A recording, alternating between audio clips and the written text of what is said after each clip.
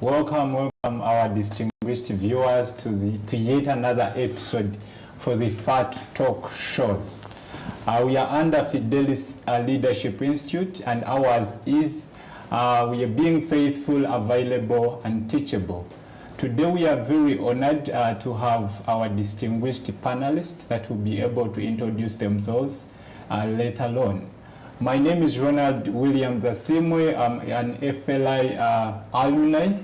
I'm a lawyer by profession. FLI, Fidelis Leadership Institute, is located at Plot 61, Kanjocha Street, where, of course, we do quite a number of activities, including programs, which aim at transforming young leaders and also community at large. Our dear viewers, kindly come at FLI and become part of this that is happening. Well, for now, I want to introduce our distinguished panelists of this day. But before I introduce them, today we have a very wonderful and insightful topic that we are supposed to talk about. Well, I also want to, at FLI, we want to join the rest of the world to commemorate the World Children's Day. And we also want to reaffirm that children's rights are also human rights. For now, I want to welcome our distinguished panelists. For now, I'm going to introduce one of us who is here. He's a very big man. Probably you may have seen him. I have seen him during those times of rescuing street children off the street, and he's doing a very fundamental work at KCCA. Ladies and gentlemen, our guest of today is called Mr. Peter Wanga Mayanja, who is a probation and social welfare officer at KCCA. So for now, I want to also give him a chance to say something about himself to the viewers. You're welcome, sir. Yeah, thank you so much, Ronald. My name is Peter Luanga Mayanja, and I'm a probation and social welfare officer. My role is to ensure that children are safe, and specifically, I take or I handle Machinda division within Kampala Capital City Authority. So I am happy to be part of this conversation of the importance of community involvement in child protection. Thank you. Thank you so much, sir, and we commend all that you're doing at KCCA and also for the children around this nation. Well, our second panelist, she's a very great mother who is also known to most of us. Her name, she's called Atiero Gertrude. She's currently the case management specialist from USAID, OVC, Kampala. Madam, could you also say something to the viewers before we dive into the discussion? Thank you so much, William, and good evening, our viewers. My name is Atiero Gertrude, aka Mumuza. And I do work with Reach Out Mboya under the activity called OVC Kampala activity. And I'm grateful that I am supporting the case management docket as the case management specialist. I'm very excited about this show today because we are talking about children. And that's the area we are majorly supporting as an activity, but above all, I'm also a mother. So talking about children is interesting. Thank you so much. Well, thank you so much, Madam Gertrude, and we are very honored to have you here at Fidelis Leadership Institute for talk shows. Well, for now, I want to also our dear viewers to know about what we are doing at Fidelis Leadership Institute. Currently, we have upcoming events that really are very pertinent, which I would love to interest you into. We have the NED Awards by the League of East African Directors, which will be airing next week live. So kindly be part of that which is happening. It is very vital for all of us to know what is happening with the League of East African Directors. We also have a public interest litigation training, which is happening on the 23rd of January, which is next year, which is very close, 1 month from now, and is going to also happen at the Sheraton Hotel Kampala. Lastly, we have a Young Leaders Conclave, which have been part, and this is very, very instrumental for young people.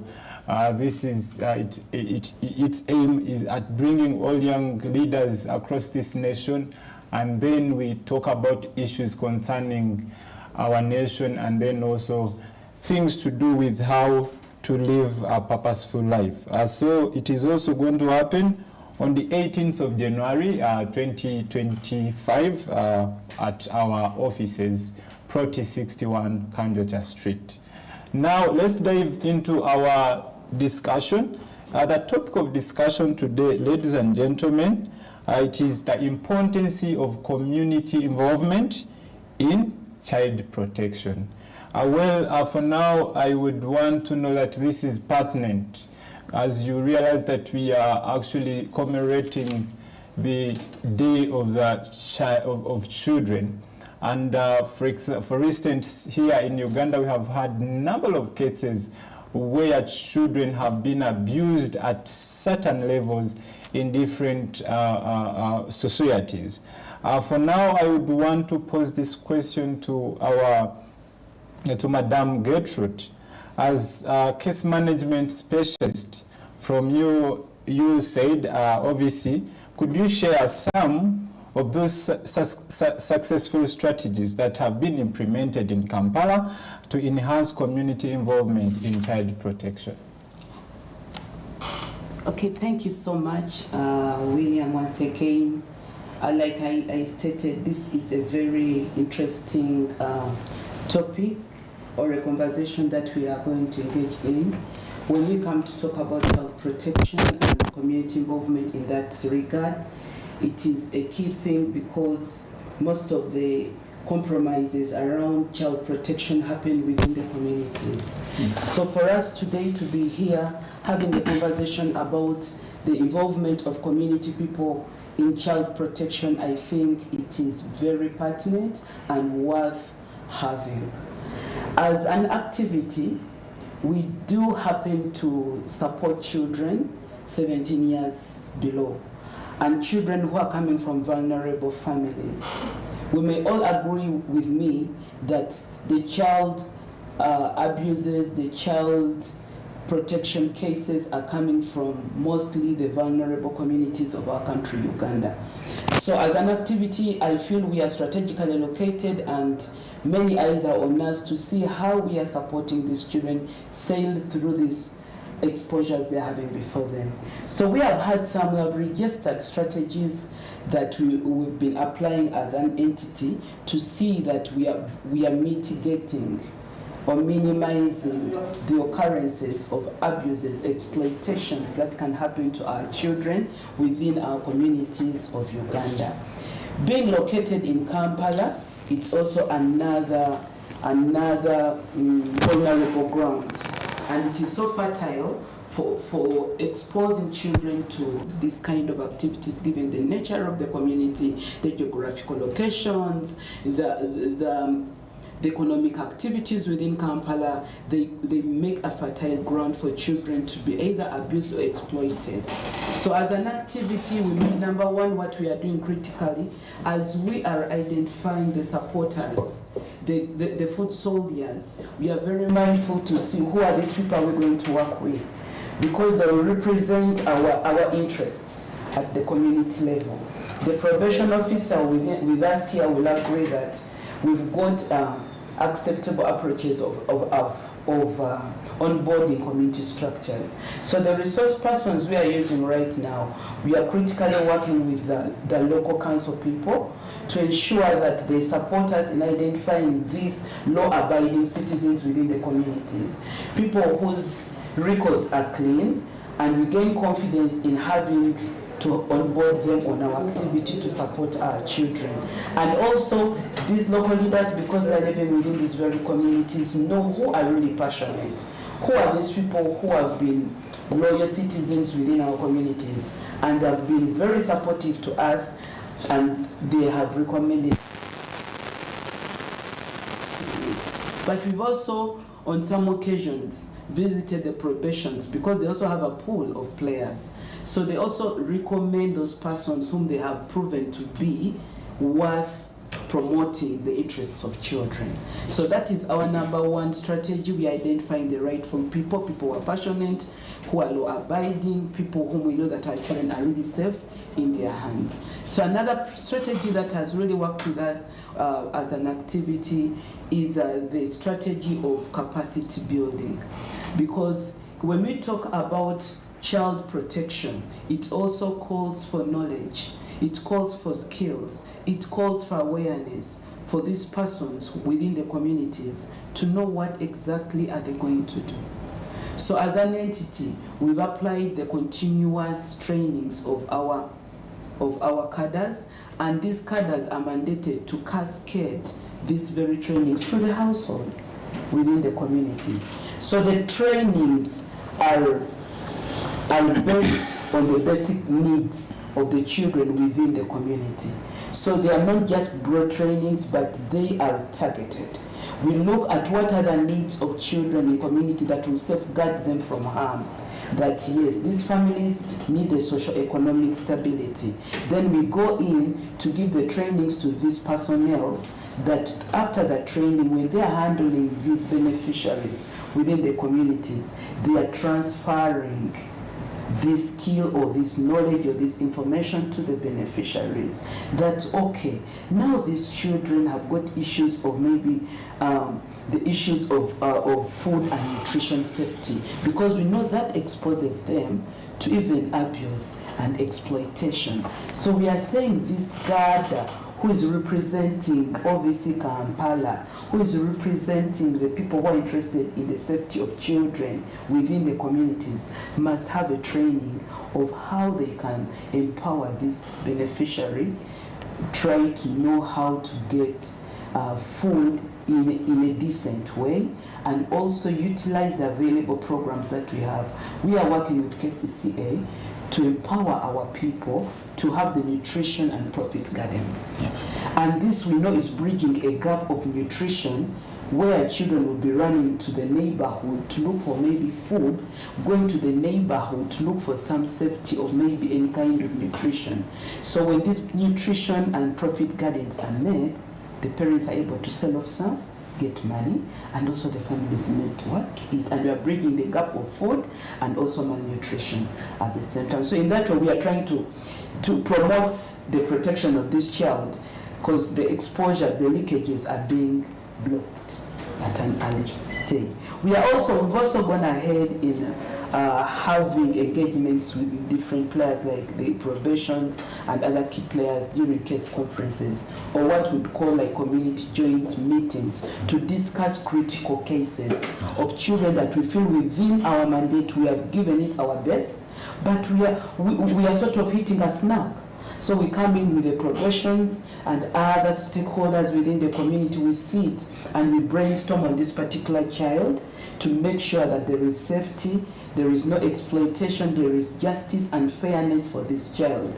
And Peter has got many stories of this kind that we've worked together to see that these children have been saved and rescued from maybe violent acts, that have been saved from danger. Yes. So, Madam Gertrude, on if I want to hit on your second point about how now you will be able to engage children and then their parents.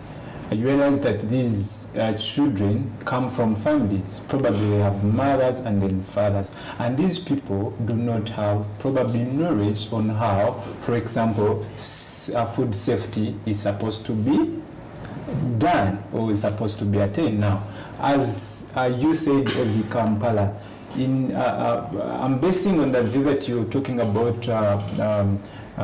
capacity building. Do you have plans of now teaching these parents on how they can, one, make sure that they preserve food that is good for their children. Second, also how they can also go away with gender, the violences, the domestic violences, because it's one of those very violences that are currently hindering children.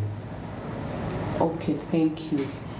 Yes, I think what we are talking about is partly the food safety, because we know this is an urban setting where the gardens are not there, that somebody would run to go and cut a matoke, go and dig some potatoes from the garden and get 2 or 3 pieces where the family would survive from. So we are talking about a money economy totally in Kampala. Where you don't have money, you cannot have food. So what we are doing right now is we are borrowing from the existing national interventions that we are proving to be impactful within our nation. We've been over time hearing about the issues of making people get into small saving groups. These saving groups have proven to be effective and helpful to our low-income earners within the communities, because they save according to their ability. And this has enabled them to come up with even developmental plans, to come up even with the other safety plans. They can predict the sustainability, because they have the 500 they are dropping in this saving group. They have the 1,000 on a weekly that they are saving in this group.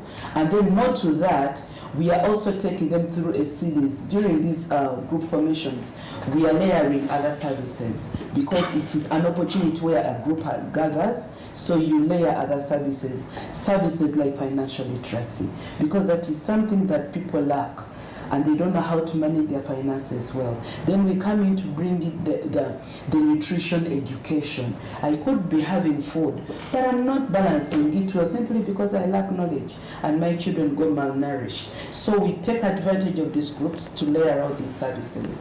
And we have also what is called the positive parenting sessions.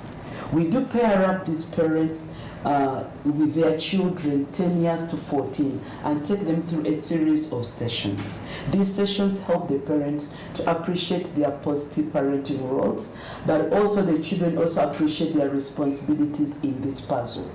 So we don't do activities in isolation, but we build on each activity to benefit the bigger. Well, thank you so much, Mr. Gertrude, for being able to discuss and also ably answer this very question. For now, I want to go back to Mr. Mayanja from KCCA.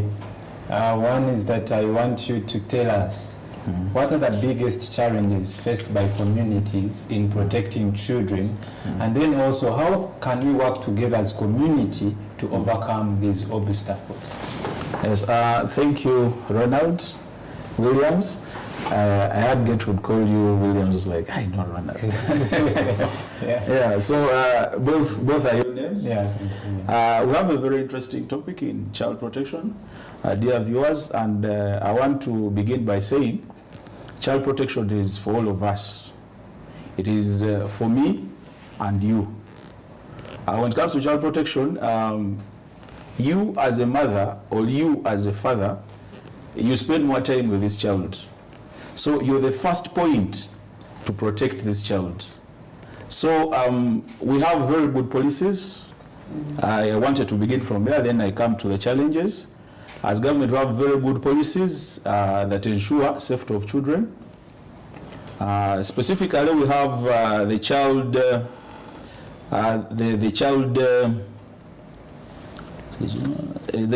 national, Uganda National Child Policy 2020. This one ensures that safety of children within Uganda. So besides that, we also have other laws. We have the Constitution of Uganda, Article 34, that talks of the rights of children. We have the Children's Act, as amended 2016. We have the Domestic Violence Act 2010. We have so many other good laws that ensure safety of children. Then also we have structures. Of course, as Reach Out Mbuya, we thank them so much for ensuring that they help us as government. to ensure safety of children within our communities. But also government has structures that ensure that these children are protected. Right from LC1, we have the Secretary for Children Affairs, that wherever there is any abuse, that one is the starting point. Then we have the Child and Family Protection Units at all police stations. At every police station you go to, you'll find that station, Child and Family Protection Units. Then we have probation officers at district level. At all division, at all districts, we have a probation officer. So specifically in Kampala, we have 5 divisions, and each division has a probation officer because of the masses, the many people that we are serving. Other than the probation officer at that level, if a case fails at that level, then we have courts of law. You can proceed and report a matter to courts of law. But as I talked of these structures, they can't be everywhere. So that is why we work with partners. That is why we work with partners, Reach Out Mbuya, that has done tremendous work in ensuring safety of children. But also there in that structure, especially when it comes to community, involving community members, we have who we call parasocial workers. Parasocial workers, these are like foot soldiers in our communities that ensure that any child abuse is reported and followed up. These parasocial workers follow up on so many cases. Amongst the cases they follow up defilement cases. The defilement cases that happen within homes and are never reported. And actually for most of the defilement cases, they die within the home. You find that a defilement is by uncle. God forbid, and I don't want viewers to hear this, but some defilements even happen by some fathers. So now when it happens by someone so close, they tend to hide it.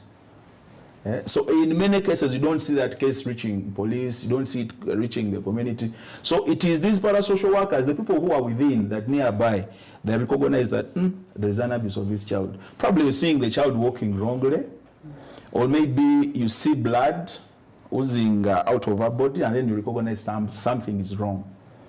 So that's why I'm saying, when it comes to child protection, it is for all of us. It is not for just these structures we're talking of government. These structures, actually, we have very few people. A probation officer at a district cannot go everywhere. They can't. Minister of Gender cannot be everywhere.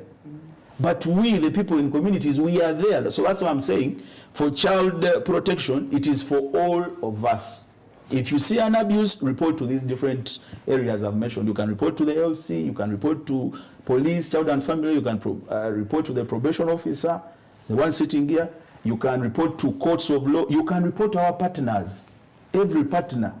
Reach Out Mbuya is there in communities. There are many others that are there.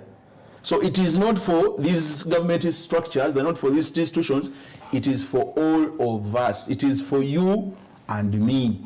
So let us not be there and say, well, government put up their structures. If the child is being abused, it is for them to see what to do. No. Let us save these innocent souls. As I said, there are so many abuses that are happening within our communities. So as on the side of challenges, Ronald, for these parasocial workers and people who are engaging in this work, there are so many challenges they are facing. Some of the challenges they are facing, the number one is resources. Child care and protection is an area that does not have or attract a lot of resources. Even when budget conferences are being made at division, district levels, people ask, where do you want us to, when the government asks them, where do you want us to put the money? People will mention roads, they will mention builders, community halls. They can't say, let's help this child who is being abused or something like that. So not so many resources are being put there. So we rely so much on partners to help us to come in and resolve some of these problems. So that is some of the challenges, one of the challenges we are facing. Then the other challenge is we have very few parasocial workers in communities. Most of our parasocial workers are volunteers. We're not paying them.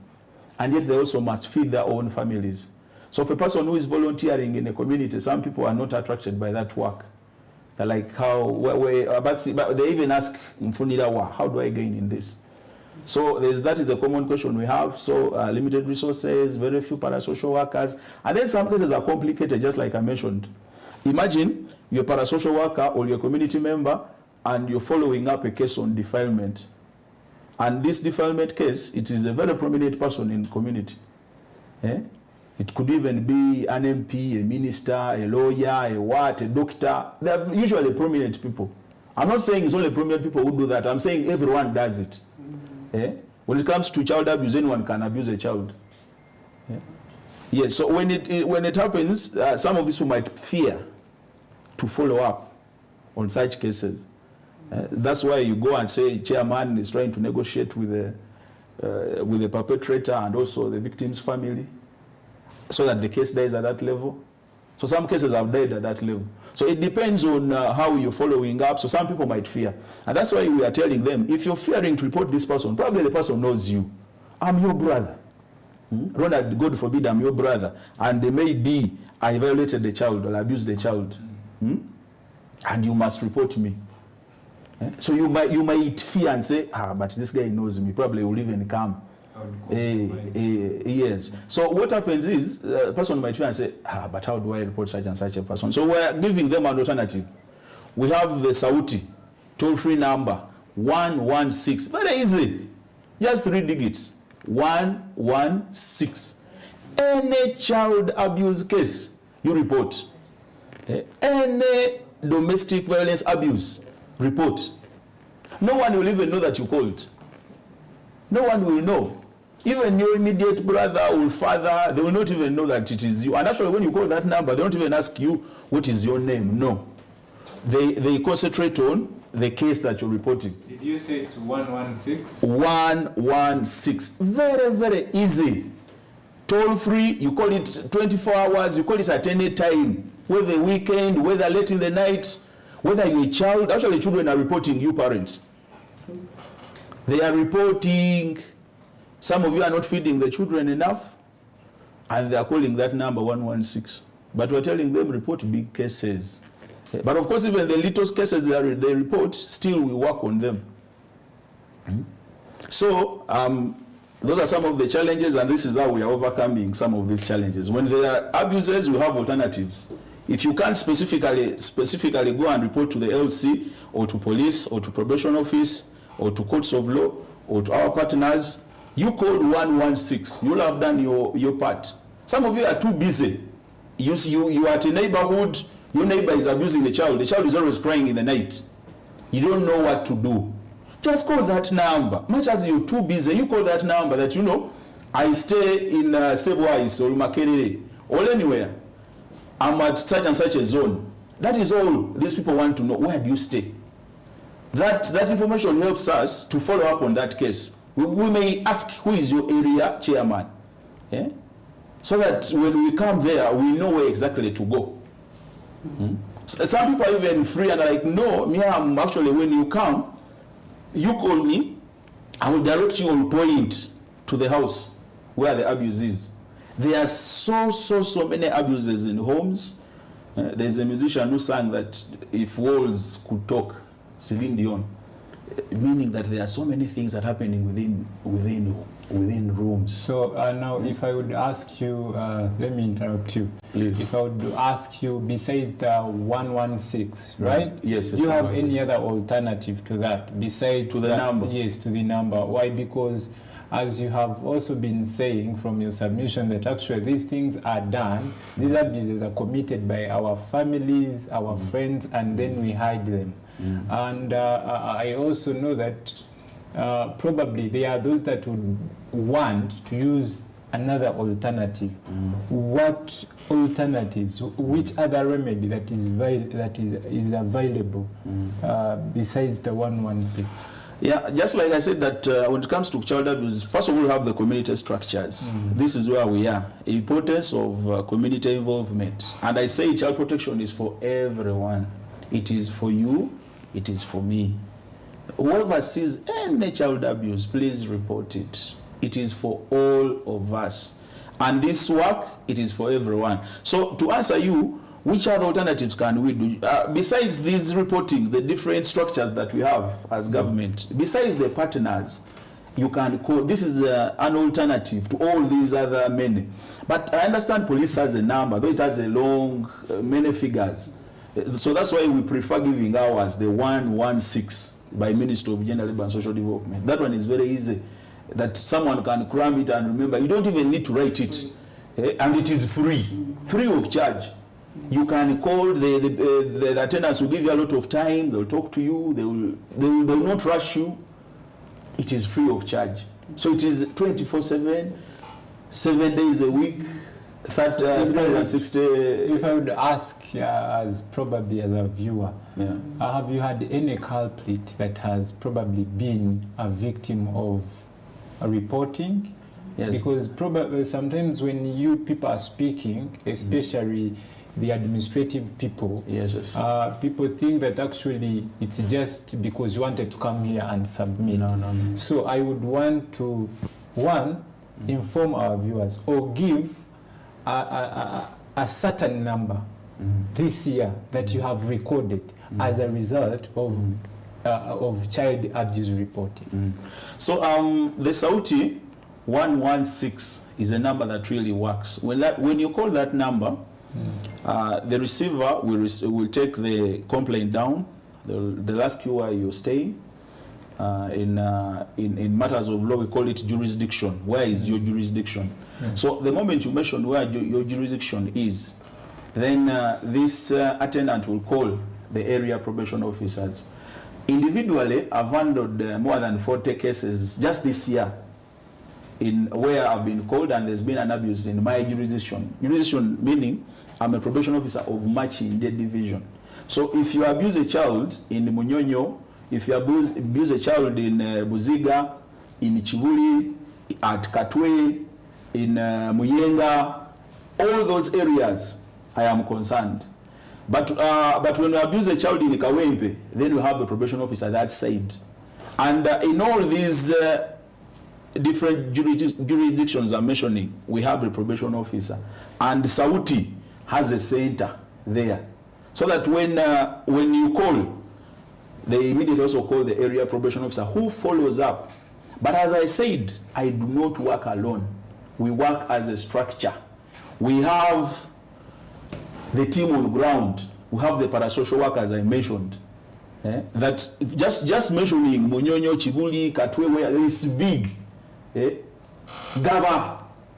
My jurisdiction reaches up to Gaba. That is a big jurisdiction, so I cannot go everywhere. But I follow up. I know, is there a parasocial worker? Yes, I call that parasocial worker.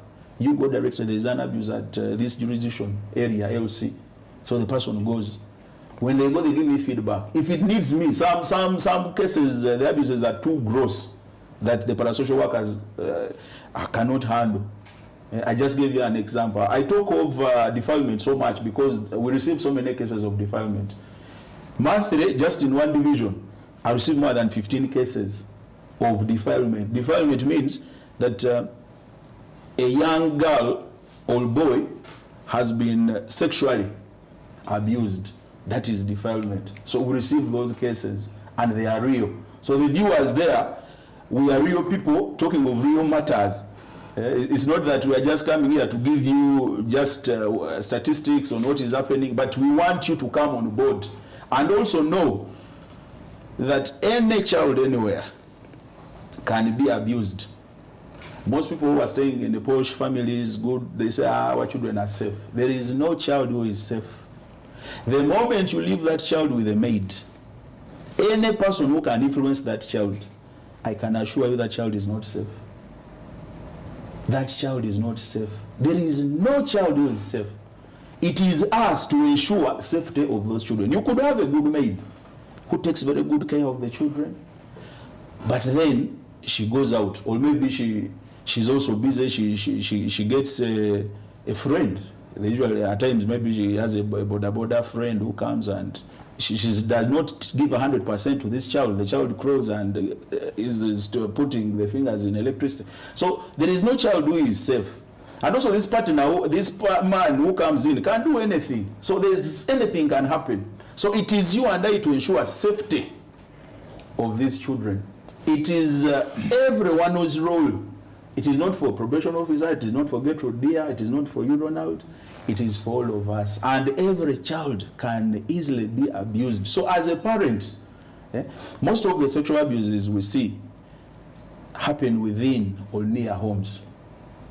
It is always either neighbor, because for how you will ask, how do we know? We handle juveniles. As I speak at Naguru remand home, we have more than 100 of them. They've ever stolen, some have killed, some have raped, some have defiled. But when you talk to them, they tell you, you ask the boy, did you defile?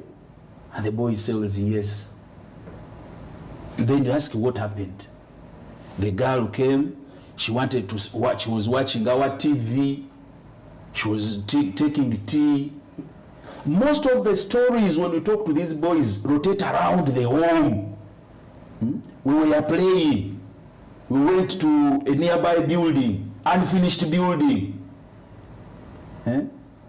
She came to watch TV. He's very good in math at his school. So our parents told us to go and learn from him. And from there, he defiled us. So most of the cases that we receive, I told you, we speak to the boys who are doing the defilement, who are doing the rape. And this is what they tell us. She had come to play. She was near the TV.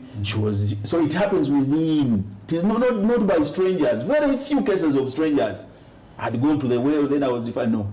It happens nearby. So that's why we are coming here to tell you, dear listeners and parents, mothers, fathers, aunties, everyone, it is your role to protect that child. It is my role to protect that child. It is all our role to ensure safety of children within our communities. Thank you so much, Mr. Peter Rwanga. Before I also want to allow Mrs. Gertrude to chip in, I would want to also inform our dear viewers that it is our responsibility, it is collective responsibility, all of us, to make sure that actually our children are kept safe. As from his submission, he ably said that every child is a candidate of abuse. So no matter where you are, no matter which family you come from, every child is a candidate of abuse. So it is incumbent on all of us parents to make sure that our children are safe wherever they are.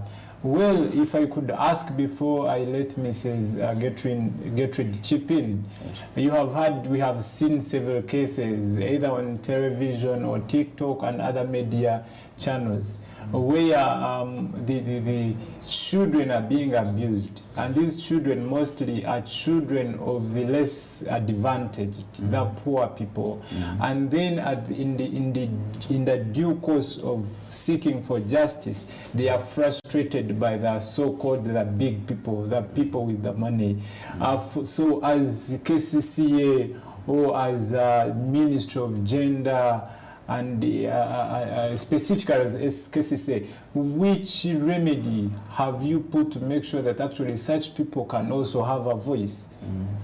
So to answer you, Ronald Williams, yes, to ensure that these children get justice, actually our systems work, courts work, LCs work, police works. Of course, there are some elements where the other one was compromised, then the file is lost. Those ones will always be there. It is hard to fight them, but our systems work, and that's why I'm saying to all the viewers, continue reporting, and it is your role and my role to ensure that this child gets justice. And actually, we have seen so much success, Mr. Ronald. We've seen so much success because it is community. Imagine, do you know why most of these cases are getting success in courts of law? It is because the communities come up in big numbers. When a child is defiled, it's say here at Chibuli or Kabalagala or anywhere, the people there ensure that they even come to court, some of them, they follow it up. Some even want to know that we watched the other video on TikTok. What happened? We want to know the justice. How many years was the perpetrator sentence 2. So we come back and we tell people how the justice was met, and then we also support the victims of, say, defilement, triple abuse, any abuse. I'm specifically talking of defilement because it is one of the worst forms you can put a child into, depending on the ages also. When you defile 7, 8, 9, they tend not to forget. So psychologically it affects them. It also affects the parents.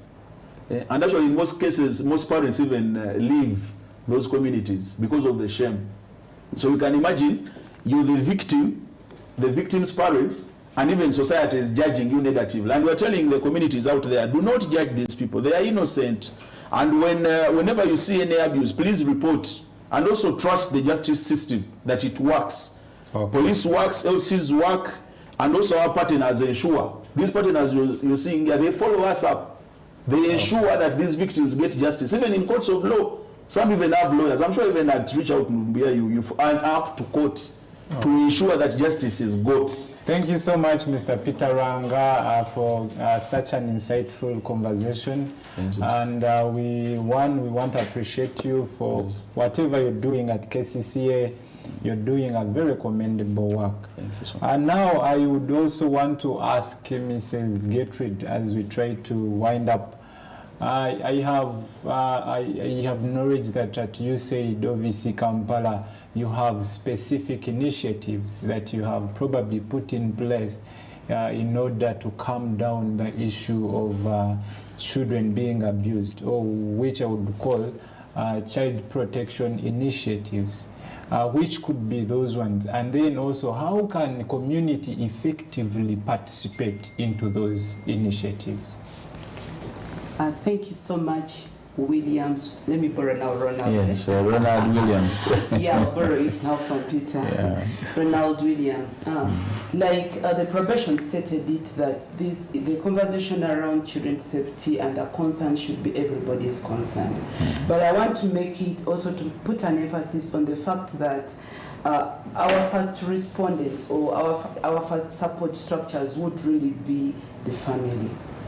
Because this is where this child is sleeping, this is where this child is staying during daytime, this is where the safety should emanate from. Actually, even the National Child Policy, amongst one of the guidelines, it clearly states that family is expected to be the first line respondent to child protection. So when we are talking about the challenges that are being faced around child safety, we put the family to test. The key question will be, how much is family playing its role in the lives of the children? It is a test to the quality and availability of family or parents in particular, or guardians in the lives of these children. So all that the probation has been mentioning, children being raped by the very close relatives, it comes to the test of the quality of parenting, the test of quality of availability of parents at home or in the lives of their children. How much are you there into your child? That this child is safe enough to be guarded against any kind of exploitation, any kind of negative exposures. Children are being exposed to pornography at early 2 years. So what do you expect? So one of the key challenges I'm seeing here is the absence of parents in their role. And when we talk to Kampala context, it honestly applies. Parents in Kampala, we are very absent in our role. And that has created a fertile ground for the perpetrators to take advantage of our children. Yes. And unless we appreciate that as parents, our children are at a greater risk. Unfortunately, we are talking about a category of persons that are the future of this nation, Uganda. In Uganda, they normally say, but right now we are tampering with these trees which are yet tender.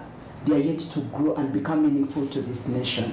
We know it very well that when a child begins getting exposures and insensitive exposures to their ages, that might make it be sort of a pattern in their lifestyle. If I begin getting a juvenile right now who has exposed themselves to defiling the young children, it is high chances are this juvenile, even in adulthood, he will carry on with this practice because the mind has been tuned to normalize it. So we are talking about a big threat, that when children's safety is not considered, then the entire nation is at stake, because that's the next generation, those are the next policy makers, those are the next leaders of this nation. How safe are we with our next generation safeguarding this kind of category of persons? So this conversation is really pertinent. I want to thank Peter for that. You've really brought out the sensitivities around our communities. We need to up our responsibility as parents. Now, if I may come in, there is, you've said about something with parents, leaving children to do whatever they are supposed to do, or maybe what I would say, not engaging children at any time. But you also realize that why parents leave their kids at home, the fact that they have to go and look for either school fees, food, and all that. You know, we are in an economy that cannot empower all of us at time.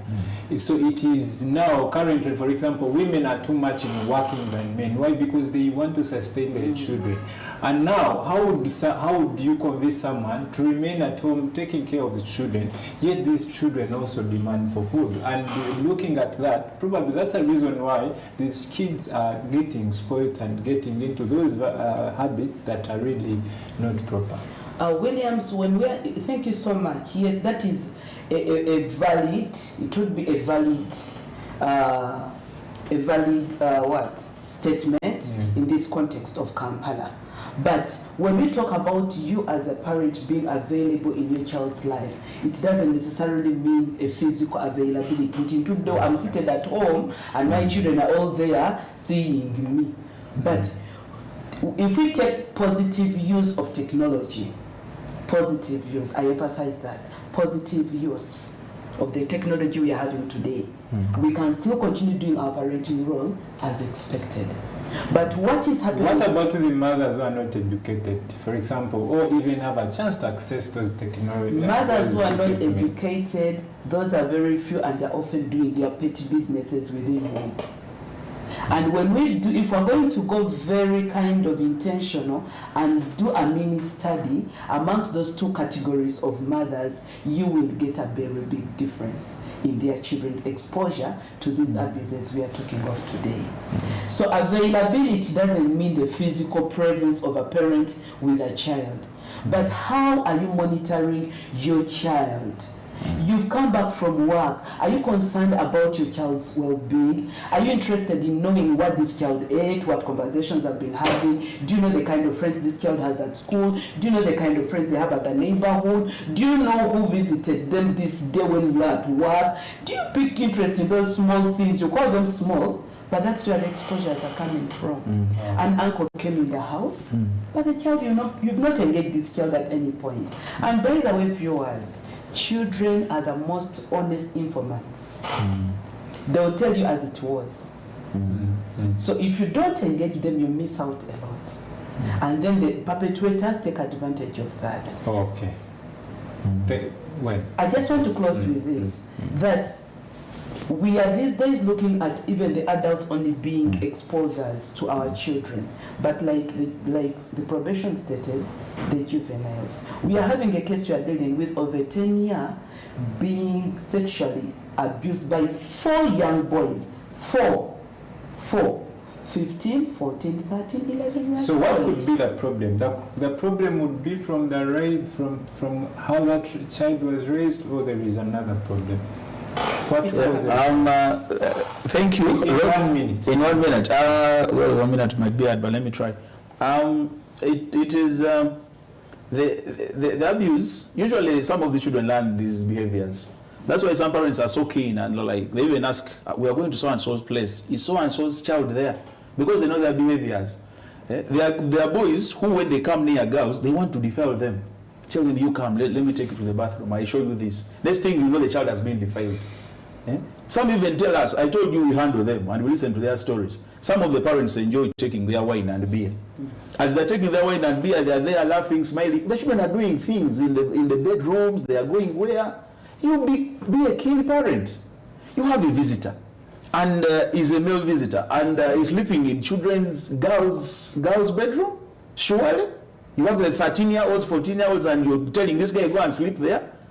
Why would he be sleeping there? There are some things, just like you said, it begins at home. Eh? There are some keen things as a parent you must look out for. Eh? As you said, you don't need to be there 24/7, 24 hours. No. We know you need money, the child must maintain.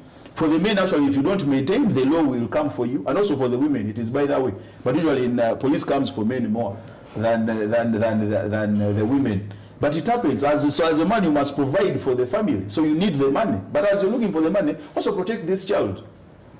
Young girls going, you tell a girl, go to the shop and buy me something. Past 6, past 7, late in the night. Anything happens on the way. She's a 13-year-old, she has, the breasts are out, she's probably a mini, the dressing. So it starts from the home. You as a parent, what are you doing? So it comes down to us, the parents, the community. The communities, and that's why we're talking of community involvement, and that's why I'm insisting, child care and protection is for all of us. It is for you, it is for me, it is for all of us. Yes. Okay, thank you so much. We still have around 5 to 7 minutes.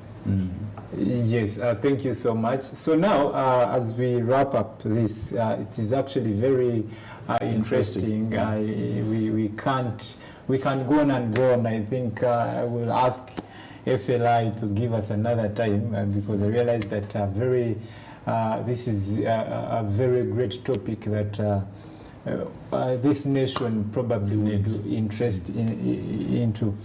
So now I would also, from the question I asked you about the initiatives which USAID has and that are community-based, where now also public can come in to effectively also play a crucial role of protecting these children. Do you have any initiatives? Yeah, I can say that one of the key activities that we are doing is one, as an activity, we did appreciate the root causes of many of these child's safety challenges. And we are interested in addressing the issues right from the roots. And that's the reason as to why mobilizing communities. We don't mobilize only our beneficiaries. We punch in a few other community members such that we have a bigger mass of the critical voices within our community to push the noble agenda with ease. So we are training and mentoring leaders, the local leaders within our community. If someone wanted to find you to be part of that, where can they come? This is now interesting. We work within all the divisions of Kampala. And all the divisions have got focal persons that are leading this division. And these activities like this, the positive parenting activities, happen within the community, where we oftentimes also tap into the technical abilities of our community leaders to come and give a voice, one or two, as we are empowering these community members. And we also go down to also we've been having the No Means No. No Means No curriculum has been empowering directly the adolescents on how to defend themselves against any kind of abuse and encouraging them to speak out where they see there is a threat or any kind of warning sign of any abuse. And this has yielded mass kind of confidence amongst our girl children and also the boys to speak out, not to keep silent, because what is promoting much of these abuses is the silence around it. So when you empower the communities to speak, to speak out about these abuses, then managing them becomes easy. Just like we are now into the 16 days, we are beginning the 16 days of activism next week. And it is basically to empower communities to learn to talk about abuses. So that is one thing. We work with partners and we support each other to see that the common activities, the common agendas that are being pushed in any kind of normal or acceptable child safeties are. All right. Thank you so much, our distinguished panel, that one, you have ably discussed this wonderful topic. And to our dear viewers, this has been Fat Talks. This happens every Thursday at this particular time. We start at 4 up to 5 p.m. We look forward to having you. This can go on, and we ask our dear viewers to engage with us via Smart TV, Smart 24 TV, or then you can also find us at FLI platforms. Maybe if I would finish with this question to Mr. Peter. Yes, sir. I have had currently KCCA passed a policy, Yes, sir. that one bar community from offering these scholastic, or what I would call materialistic offers to the street children. So do you think that's a good policy? Yes, sir. In 1 minute. In 1 minute, as Kampala Capital City Authority, we came up with a law. It's called the Kampala Capital City Child Protection Ordinance that ensures safety of children within our communities, on the streets and also in the communities. And there we're insisting and emphasizing that you, as a Ugandan, you don't give any handout to this child. Actually, the handouts you're giving to the children, especially on the streets, they encourage them to be on the streets. So now we've been rescuing them, removing them, and it is a toll on us. So we are saying, let us punish you who is giving the handout. So when we started punishing the handouts, actually we've more than 100, especially women, have been prosecuted, because it is the mothers, some of the mothers that tell the children, you go and beg. So whoever is giving out handouts to these children, we are arresting you. We have that law, it was passed, it is there. So please, you just comply. Does that mean that if I meet a street kid, for example, languishing on the streets, I should leave them to die? No, it is our role as probation officers to remove that child, and also as government. And we are doing a good job in ensuring we remove them. But there are some elements that bring these children to beg, and they benefit from this, which is wrong. It is wrong to use a child to be begging. All the money that you give to this child actually belongs to that adult who is seated in the dark corner. So it is wrong. Don't give them handouts. Okay. Thank you so much, Mr. Peter. Thank you so much, our dear viewers. It has been a very great time to interact with you. My name is Ronald Williams Asimwe from FLI. I look forward to having you next time. But we want to remind you that at FLI, Fidelis Leadership Institute, we have quite a number of programs that you will be able to benefit from. Look out for us. We are located at Kanjocha, Proti 61. Thank you so much. Have a good evening. Thank you so much.